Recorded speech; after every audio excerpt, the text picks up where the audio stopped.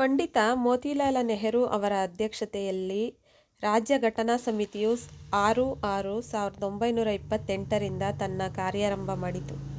ಆ ಮೊದಲೇ ಫೆಬ್ರವರಿ ತಿಂಗಳಿನಲ್ಲಿ ಸರ್ವಪಕ್ಷ ಪರಿಷತ್ತಿನಲ್ಲಿ ಕರ್ನಾಟಕ ಏಕೀಕರಣದ ಪ್ರಸ್ತಾಪವನ್ನು ಶ್ರೀ ಹೊಸಕೊಪ್ಪ ಕೃಷ್ಣರಾಯರ ಮೂಲಕ ಮಂಡಿಸಲಾಗಿತ್ತು. ಜೂನ್ 6ರಿಂದ ನೆಹರು ಸಮಿತಿಯು ಕಾರ್ಯಾಚರಣೆ ಆರಂಭ ಮಾಡಿದ ತರುವಾಯ ಆ ಸಮಿತಿಯ ಮುಂದೆ ಕರ್ನಾಟಕದ ಪರವಾಗಿ ಏಕೀಕರಣದ ವಿಚಾರಗಳನ್ನು ಮಂಡಿಸಲು ಶ್ರೀ ರಂಗನಾಥ ರಾಮಚಂದ್ರ ದಿವಾಕರ್ ಅವರು ಅಲಹಾಬಾದಿಗೆ ಹೋದರು.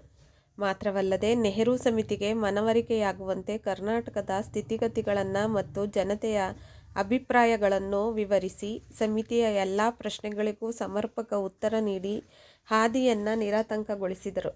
ಆ ಸಂದರ್ಭದಲ್ಲಿ ನೆಹರು ಸಮಿತಿಯು ವ್ಯಕ್ತಪಡಿಸಿದ ವಿಚಾರಗಳು ಹೀಗಿವೆ. ಕರ್ನಾಟಕದ ಏಕೀಕರಣದ ವಿಷಯವನ್ನು ಕರ್ನಾಟಕ ಏಕೀಕರಣ ಸಂಘದ ಹಾಗೂ ಕರ್ನಾಟಕ ಕಾಂಗ್ರೆಸ್ ಸಮಿತಿಯ ಪ್ರತಿನಿಧಿಯಾದವರು ನಮ್ಮ ಮುಂದೆ ಇಟ್ಟರು. ಅವರು ಐತಿಹಾಸಿಕ, ಸಾಂಸ್ಕೃತಿಕ ಮೊದಲಾದ ಸಕಲ ವಿಷಯಗಳಿಂದ ಪರಿಪೂರ್ಣವಾದ ಮತ್ತು ಜನಗಣನೆ, ಉತ್ಪನ್ನ ಇವುಗಳ ಅಂಕಿ ಸಂಖ್ಯೆಗಳಿಂದ ಮುಕ್ತವಾದ ಒಂದು ಲೇಖನವನ್ನು ನಮ್ಮ ಮುಂದಿಟ್ಟರಲ್ಲದೆ ನಾವು ಕೇಳಿದ ಎಲ್ಲ ಪ್ರಶ್ನೆಗಳಿಗೂ ಅತ್ಯಂತ ಸಮರ್ಪಕವಾದ ಉತ್ತರಗಳನ್ನು ಕೊಟ್ಟು ನಮ್ಮ ಮನವರಿಕೆಯಾಗುವಂತೆ ಮಾಡಿದ್ದಾರೆ.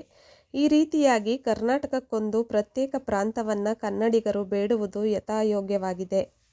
1928 ಆಗಸ್ಟ್ 28ರಿಂದ 31ರವರೆಗೆ 3 ದಿನಗಳ ಕಾಲ ಲಕ್ನೋದಲ್ಲಿ ನಡೆದ ಸರ್ವಪಕ್ಷ ಪರಿಷತ್ತು ನೆಹರು ಸಮಿತಿಯ ವರದಿಯನ್ನು ಪರಿಶೀಲಿಸಿತು.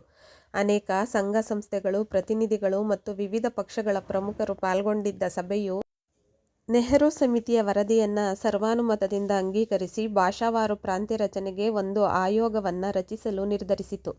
ಹಾಗೆ ರಚಿತವಾಗುವ ಆಯೋಗವು ಕರ್ನಾಟಕ ಮತ್ತು ಆಂಧ್ರಗಳಿಗೆ ಪ್ರತ್ಯೇಕವಾದ ಪ್ರಾಂತ್ಯಗಳನ್ನು ರಚಿಸುವ ಮತ್ತು ಗಡಿಗಳನ್ನು ನಿರ್ಣಯಿಸುವ ಅಧಿಕಾರವನ್ನು ಹೊಂದಿರತಕ್ಕದ್ದೆಂದು ತೀರ್ಮಾನಿಸಲಾಯಿತು.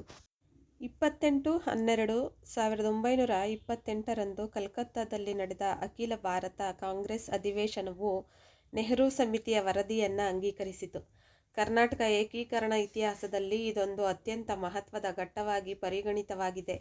ಮಾಂಟ್ಫೋರ್ಡ್ ವರದಿಯು ಒಬ್ಬ ಬ್ರಿಟಿಷ್ ಅಧಿಕಾರಿ ಸರ್ಕಾರದ ಆದೇಶದ ಮೇರೆಗೆ ವಿವರ ಸಂಗ್ರಹಿಸಿ ನೀಡಿದ್ದುದಾಗಿತ್ತು. ತಾನು ಬಯಸಿದ ವರದಿ ಅದಾಗಿರಲಿಲ್ಲವಾದ್ದರಿಂದ ಸರ್ಕಾರ ಭಾಷಾವಾರು ಪ್ರಾಂತ್ಯ ರಚನೆಗೆ, ವಿಶೇಷವಾಗಿ ಕರ್ನಾಟಕ ಪ್ರಾಂತ್ಯ ರಚನೆಗೆ ಸಂಬಂಧಿಸಿದಂತೆ ಜನಾಭಿಪ್ರಾಯ ಪ್ರೋತ್ಸಾಹದಾಯಕವಾಗಿಲ್ಲ ಎಂಬ ಸಬೂಬು ನೀಡುತ್ತಾ ನಾಯಕರ ಬಾಯಿ ಮುಚ್ಚಿಸುವ ಪ್ರಯತ್ನ ಮಾಡುತ್ತಿದ್ದ ಸಂದರ್ಭದಲ್ಲಿ ಸರ್ಕಾರದ ಅಭಿಪ್ರಾಯ ತಪ್ಪು ಎಂಬುದನ್ನು ನೆಹರು ಸಮಿತಿಯ ವರದಿ ಸಾಬೀತು ಮಾಡಿತು.